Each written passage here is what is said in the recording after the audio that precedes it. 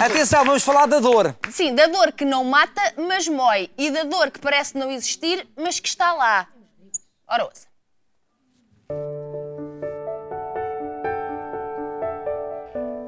Sempre fui uma pessoa muito ativa, muito empreendedora, muito trabalhadora. Praticava desporto, atletismo. Depois deixei o atletismo, tinha que trabalhar. Fui para trabalhar para uma empresa durante 3 anos, até que no fatídico dia 18 de junho de 99 tive um grave acidente, fez o esmagamento da mão. A partir desse momento começou a dor a fazer parte da minha vida ao longo de 10 anos.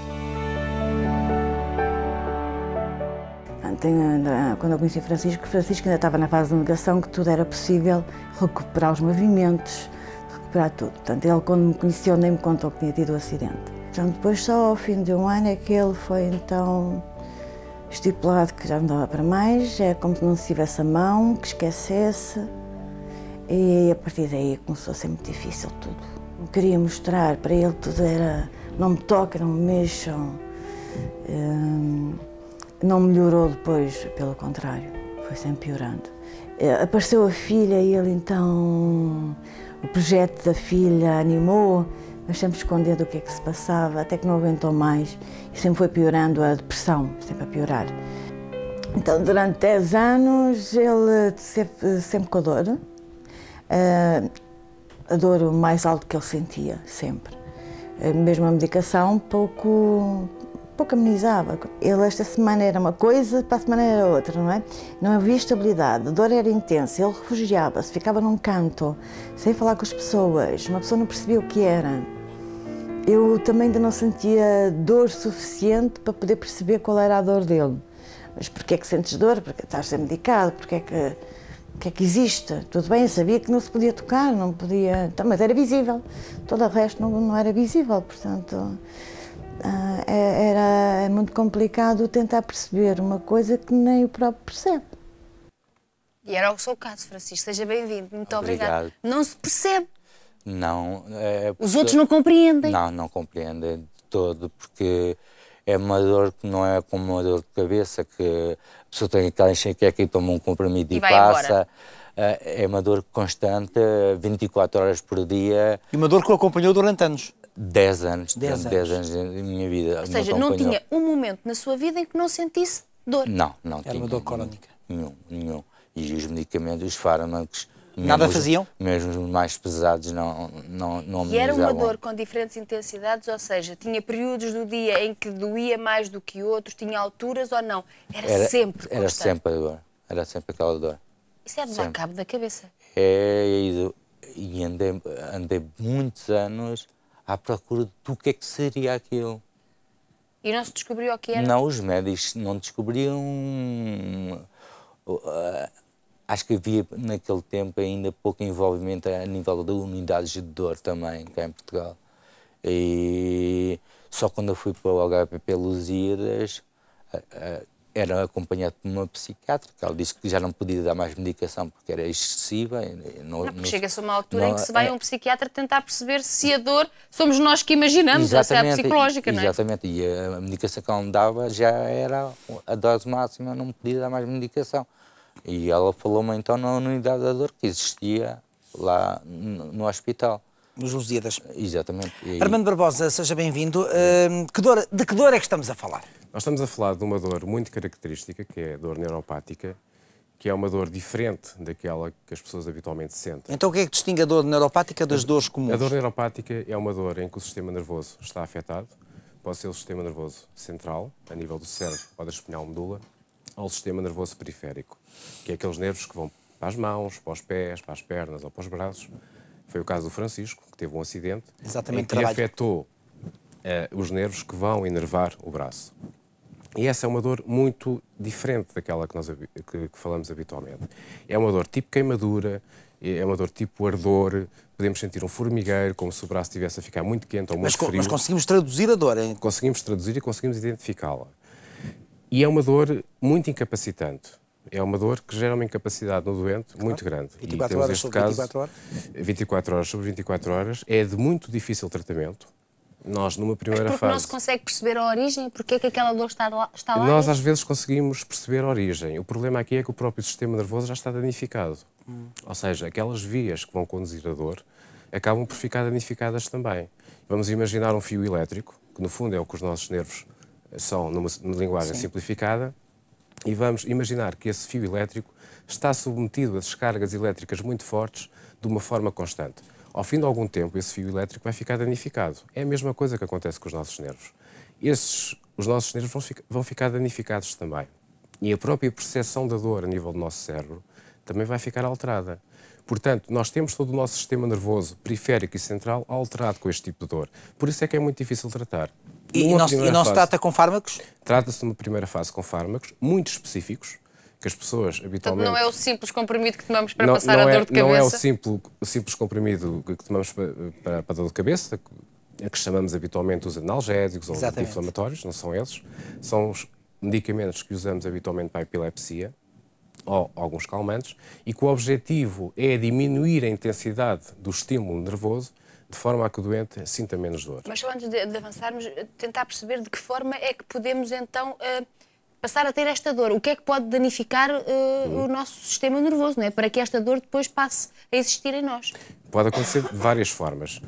Nós costumamos dizer que pode ser de uma forma primária, ou seja, em que o sistema nervoso sofre uma lesão. Mas uma lesão o quê? Pode ser uma pancada? Uma pancada, um acidente, como foi este caso.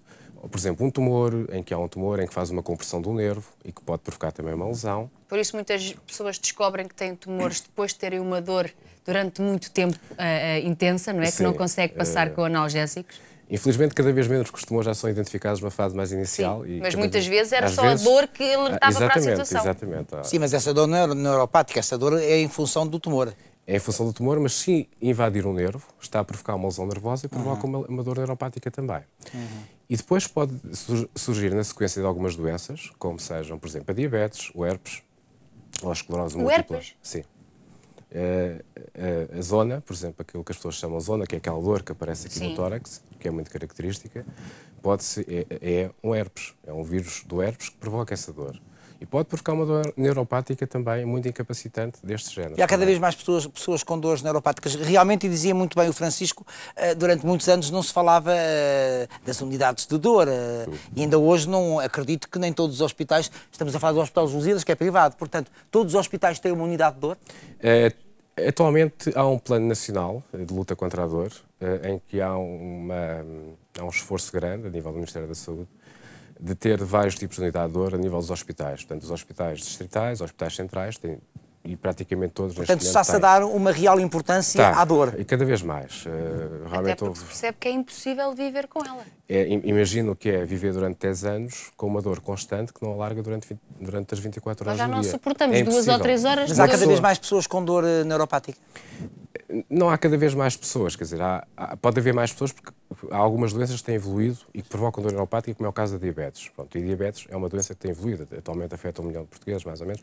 Portanto, a diabetes é uma das doença causas de civilização, de civilização e que provoca também uma dor neuropática. Exatamente. Isso é um fator de risco.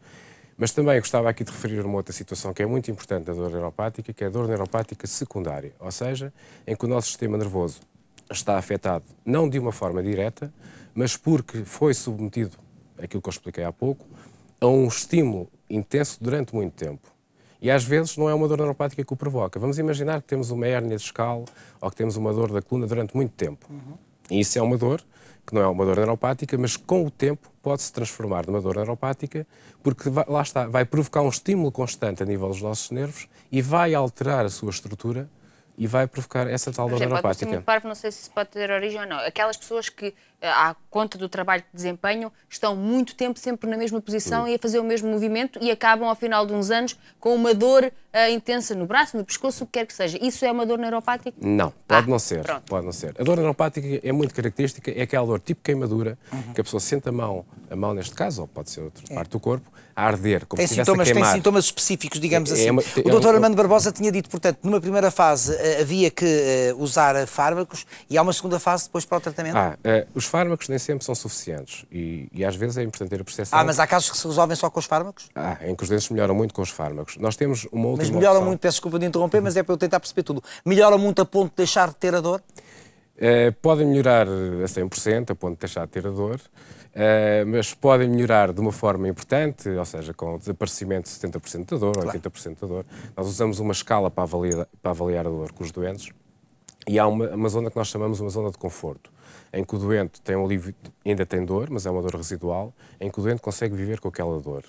E aí há uma solução de compromisso entre os efeitos secundários dos fármacos, que há alguns, e o efeito benéfico que os fármacos estão a ter. E quando nós chegamos a esse compromisso, é uma questão de falarmos com o doente, e cada caso é um caso, e chegamos a esse compromisso. Mas quando os fármacos não são suficientes, isso às vezes acontece, e na dor neuropática temos que avançar para outras técnicas mais invasivas. Eu penso até que temos imagens para ver Sim, dessa mesma técnica, sim. E pode ir falando enquanto...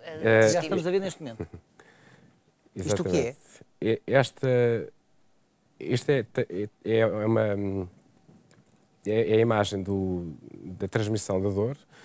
Isto é a imagem que nós colocamos, do catéter que nós colocamos, que é um neuroestimulador, ou seja, nós vamos colocar um catéter como se fosse um catéter epidural, que é aquilo que as grávidas colocam para o alívio da dor. Portanto, é um catéter que nós colocamos no espaço epidural, a nível da coluna, que pode ser a nível lombar, torácico ou cervical. Portanto, neste caso do Francisco foi a nível cervical, porque a dor é no braço, a nível do pescoço. E este catéter vai transmitir impulsos elétricos, vai fazer uma transmissão elétrica, no sentido de inibir a transmissão da dor pela coluna, pela espinhal medula. E o doente deixa de ter dor. E o doente deixa de ter dor, ou então tem um alívio da dor importante. O Francisco fez isto. Fez isso. E desapareceram as dores ou... Fiquei com... Desapareceram 60% da dor. E agora é suportável viver com 40%? Fiquei com uma dor residual de 40%. E ainda hoje a tem? O que é que está a sentir agora? Que dor é que está a sentir agora, Francisco? Ainda há um formigueiro, ainda há dor latente, que também é combatida com a ajuda de fármacos ainda. Mas tem sempre qualquer dor, no seu caso? No meu caso tem 40% residual, mas que me acompanha melhor sempre. Do que Sim, hoje em dia consegue viver? Com a ajuda de fármacos consigo viver. Mas sendo acompanhado por uma equipa multidisciplinar... É importante nós percebermos também que, por exemplo, os fármacos, antes de nós colocarmos este tipo de equipamento, não funcionavam ou eram ineficazes. Sim. E com este equipamento os fármacos passaram a ter algum efeito. E é importante também o que o Francisco disse, este tipo de doentes tem que ser acompanhado de uma forma multidisciplinar, e neste caso por vários médicos, mas também por uma... Mas agora, no caso concreto do Francisco, por vários médicos de que especialidades? Neste caso, que é para saber quais é que são as especialidades que são envolvidas. Neste caso, a minha especialidade é anestesiologia, e fui eu e o neurocirurgião que colocámos o neuroestimulador, e depois há outro colega também da unidade que segue o Francisco em termos da medicação que ele faz, e depois há um psicólogo, uma psicóloga neste caso, que acompanha este tipo de doentes, porque é muito importante que estes doentes sejam acompanhados em termos psicológicos, até porque possam reaprender a viver com as limitações que têm. Pronto. É saber viver com aquela dor residual, neste caso. Com aquela dor residual que tem e aprender a aceitar isso também e aprender a viver com isso. Sim, porque foram pessoas que estiveram muito concentradas só na dor durante muito tempo da sua vida, não é? 10 anos, não é? E neste caso 10 anos, claro. Uma pessoa aos 30 anos fica incapacitada desta maneira e que só aos 40 encontra uma solução é complicado. Desculpa-me interromper, é só para dizer um pormenor. O doutor Armando Barbosa, esqueça-se que também estou a ser acompanhado a nível de psiquiatria, continuo com consultas regulares de psiquiatria. Claro. Com medicação também de psiquiatria, não é mesmo? Muito obrigado aos dois. Francisco. Obrigado nós. Mandaram um bocadinho para depois... Foi a verdade. Exatamente. Com licença.